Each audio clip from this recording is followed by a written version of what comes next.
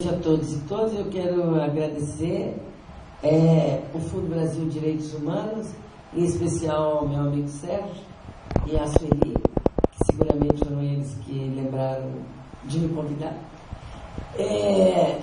e dizer realmente muito bom, muito gostoso participar dessa conversa aqui com Laerte, com Cláudio, com Sakamoto, e dizer o seguinte, eu estava dizendo para eles que eu sou da geração que é do lápis, do papel e do giz, né? Esse tablet aí, esses iPad, essas coisas aí não me pegam. Mas, por outro lado, eu tenho muito orgulho de ser de uma geração que lutou contra a ditadura, que foi presa, que foi torturada, que teve filho na cadeia e que já na década de 60 já falávamos em direitos humanos. E um pouco tarde, porque é de 44, né? Mas, então, a questão dos direitos humanos, ela está na minha vida desde que eu tinha 15 anos. E, evidentemente, eu sou,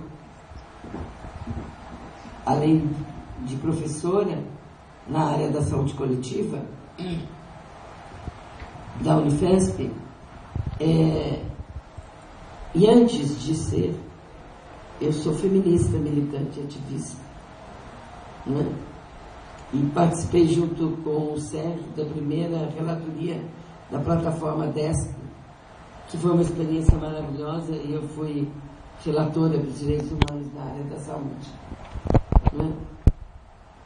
E eu tenho 2 filhos. Tenho uma filha lésbica que fez inseminação artificial porque ela não quis abrir mão do lesbianismo dela, da sexualidade, nem tampouco da maternidade. E ela não queria adotar. Ela fez a inseminação, ela gerou e ela tem uma menina de 9 anos hoje. E realmente, para ter uma filha e ser vó dos direitos reprodutivos, né, tem que ser alguém que enfrente cara a cara, né, a zona de conforto, né, daquelas pessoas que não olham o outro ou a outra, né, e que dá a vida para bater. Bate e também apanha, né, em todos os sentidos. E eu aprendi muito, né, do ponto de vista...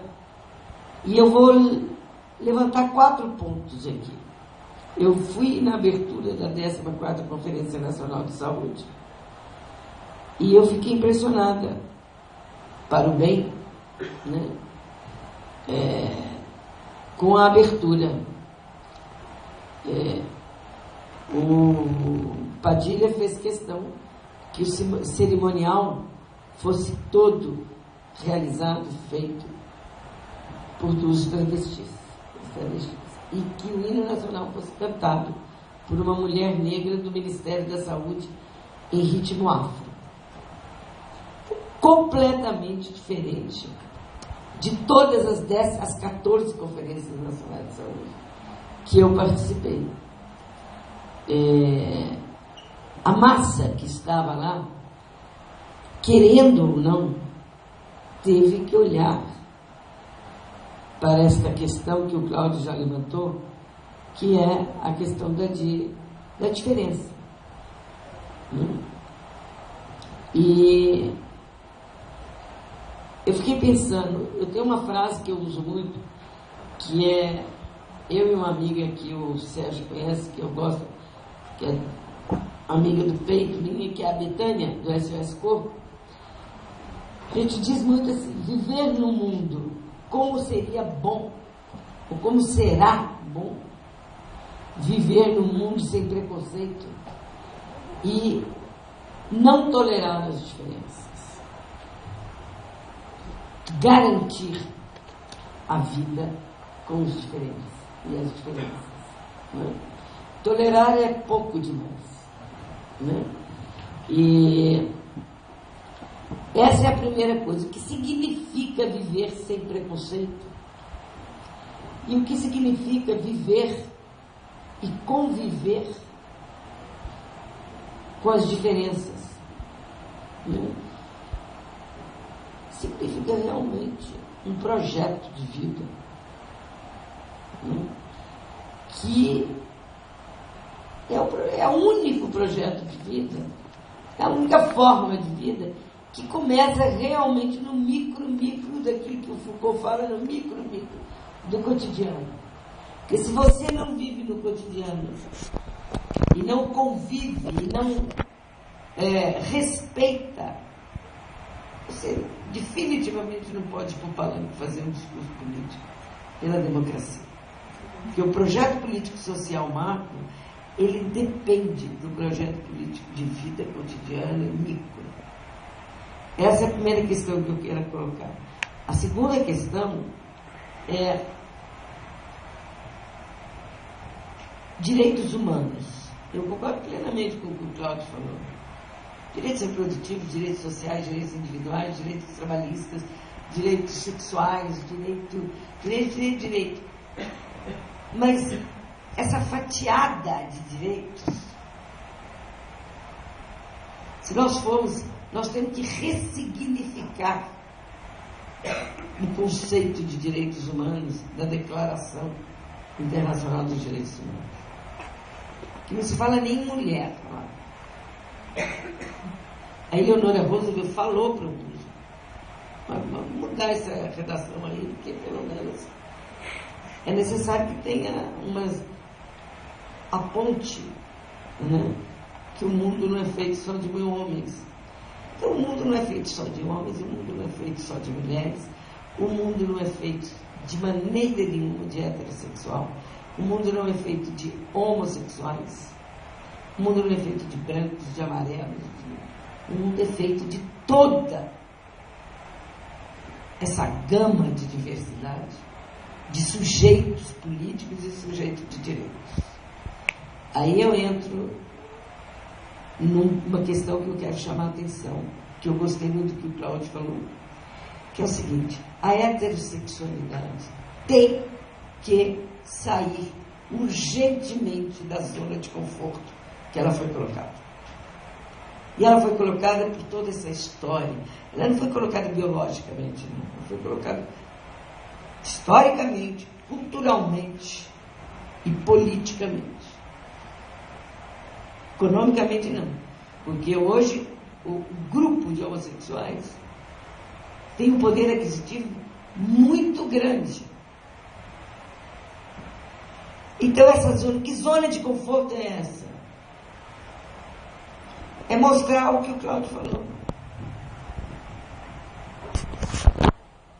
Homens e mulheres saiam da sua zona de conforto e pensem em vocês fora dessa zona de conforto. Conseguem viver fora dessa zona de conforto? Eu tenho um ponto de interrogação. Né? E eu vi isso. Eu faço atendimento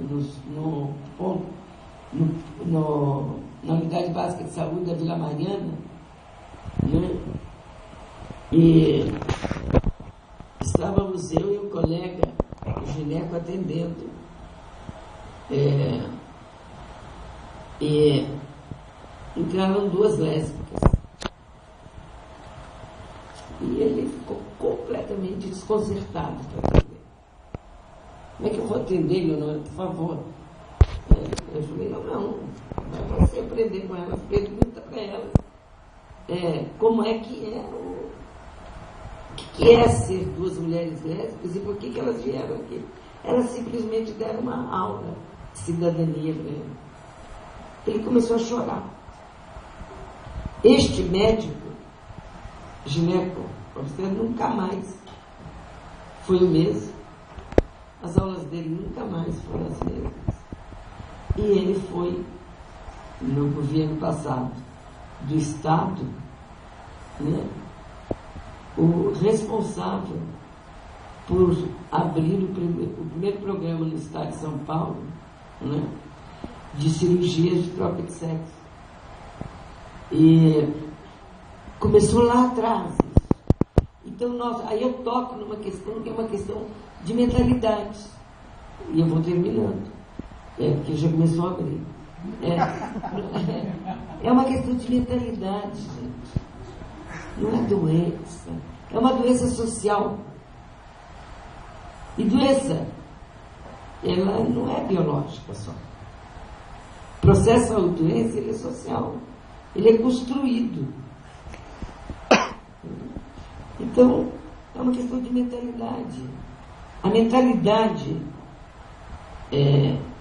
patriarcal, a mentalidade heterossexual, ela é muito confortável nessa zona e, portanto, ela é muito reacionária e conservadora. Ela não ousa olhar para os seus próprios dilemas e conflitos, que isso só faz sair dessa zona de conforto. Né? E aí eu lembro de quando o Foucault fala da positividade do poder e da negatividade. Eu concordo com o Cláudio quando ele falou que a homossexualidade tem um lado de positividade, porque ela escancara aquilo que o outro não quer ver, que tem medo de ver. E a negatividade do poder é que você só resolve aquilo que você, só enfrenta aquilo que você não consegue enfrentar dentro de si mesmo com repressão. Então você mata, você humilha, você escancara, pisoteia, deixa a identidade do outro ou da outra lá no chão. E usa todo o aparato de leis para reprimir. E, para terminar, né, eu quero dizer que ao longo de toda a minha história de vida, que não é pouco, que eu sou de 1944, eu vi muita barbárie, muita, comigo, com outras pessoas e com o social. Vejo hoje muitas barbáries. Por exemplo, ninguém fala que o estupro é uma arma de guerra, mas ele é utilizado para quê? Para humilhar, para agredir as mulheres. Mas eu também tenho a satisfação e a alegria de ter visto muitas conquistas. Uma das conquistas é essa hoje aqui, de nós estarmos aqui falando escancaradamente sobre o que não se falava. Sobre termos um SUS que tem um programa que, se não faz universalmente ainda, mas que se fala para mudança de sexo, tem uma conferência de LGBT, tem o ministro da Saúde, que é da idade da minha filha. A mãe dele estava grávida quando eu, grávida na clandestinidade, e que muda um pouco a cara da saúde. Não estou fazendo campanha e marketing com Padilha, não. Mas assim, que muda, mas muda por quê? Porque tem gente que batalhou antes dele, movimentos que batalharam antes dele, né? E eu acho,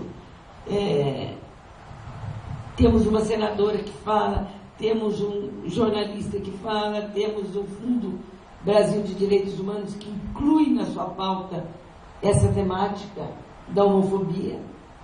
E eu quero dizer, é fundamental que a sociedade exija a criminalização da homofobia. Porque se não fizermos isso, é mais um pedregulho no caminho dos direitos humanos, né? Então, e não é só em carta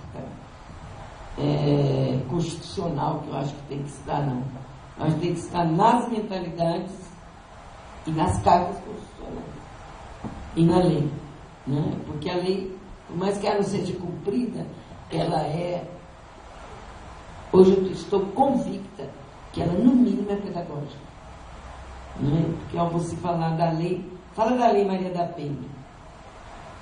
Quem é a Maria da Penha? Só a história dela já escancara a necessidade da luta contra a violência contra as mulheres, né?